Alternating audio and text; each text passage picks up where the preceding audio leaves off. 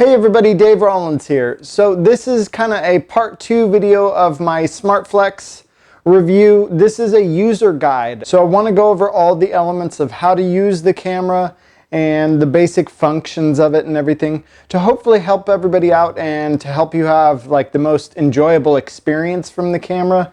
If you're not familiar with how to use the Graflex SLRs, I could see there being a little bit of a learning curve to these. So we'll go over, we've got the viewfinder here.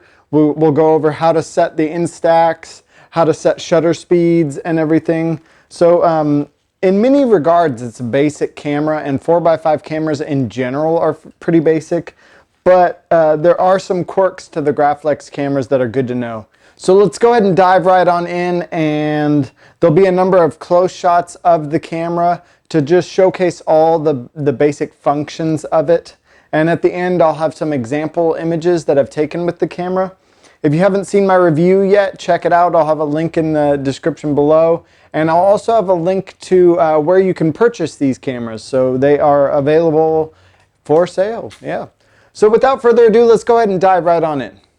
So the first thing we're going to talk about here is that these cameras have a high and low tension setting.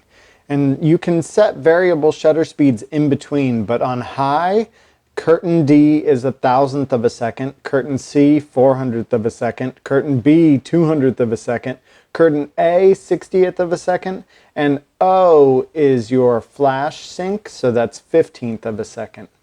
And you'll see the different curtain apertures. When they say curtain apertures, it's because each slit of the focal plane shutter gets progressively smaller, as you'll see here. So these are called apertures because they're openings. So the first curtain opening there is T, which is time mode. Second one here is A. And then you have B, a little bit smaller. C, a little bit smaller.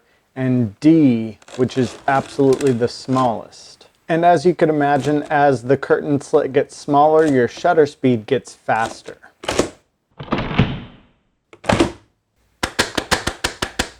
Now that we've discussed that, let's discuss tension. And so there's a tension control at the bottom where it's listed as H and L for high and low. And right below that, there's a little release so that you can release the tension after you've wound it.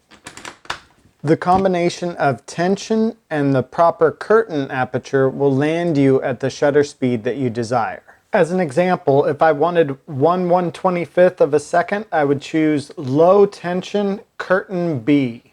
If you've landed on the wrong shutter speed, there's a little release lever here to trip the shutter and move to the next lowest curtain setting without actually firing up the mirror and exposing your film. So you could have the dark slide pulled and still use that lever to cycle to the proper shutter speed that you want. Once you're ready and you've fired your shot using the shutter release on the side, you'll notice that there's a little lever that goes up, and that is your mirror control. So to be able to fire a photo again, you have to be able to push the mirror back down and then adjust back to whatever the correct shutter speed would be.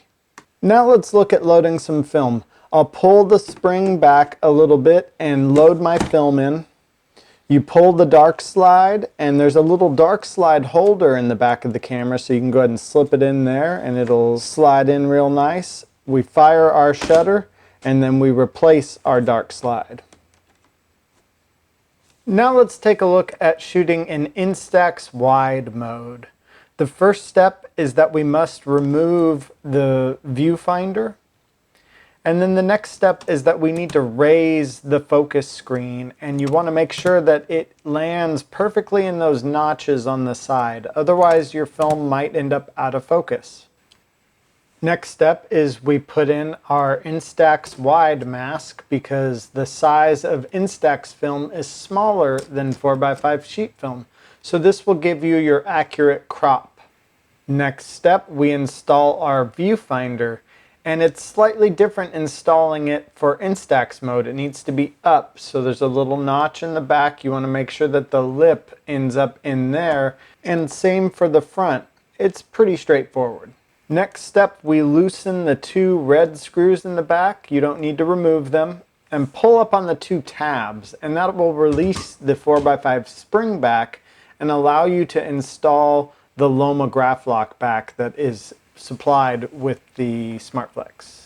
There's a little lip on each side, and you want to make sure that those click into place over the back, and then you tighten the red screws, and boom, you're in Instax shooting mode. So going back to 4x5 sheet film, there's a couple of notches in the bottom, and we want to make sure our spring back gets into place properly.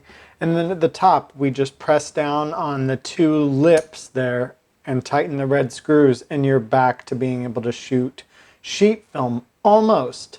The last step is that we must remember to remove the viewfinder and push our focus screen back down. So take the viewfinder out, make sure to remove your Instax mask. You don't want that in there. And we'll just push down lightly on the plastic framing around the focus screen to push it back down into sheet film mode.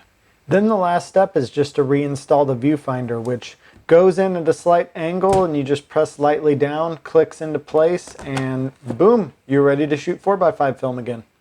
Here's a few examples shot with the Smartflex camera and the SmartNon lens.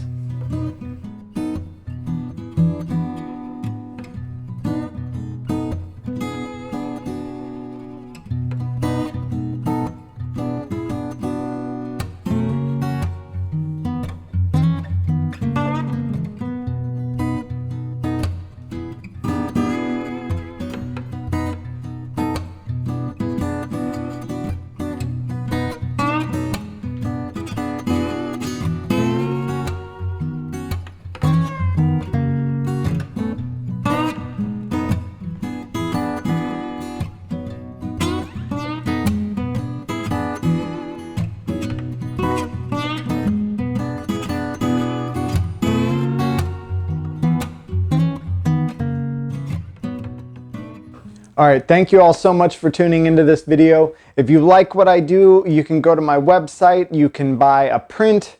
There's an option for donations, so you can buy me a cup of coffee, buy me a roll of film, buy me a pack of sheet film, because they're getting expensive. And I also have a photography lesson on there, so we could do a consultation, we can do like a critique of your portfolio, or just talk shop. So if you like what I do and you want to support my channel, that's a great way to do it.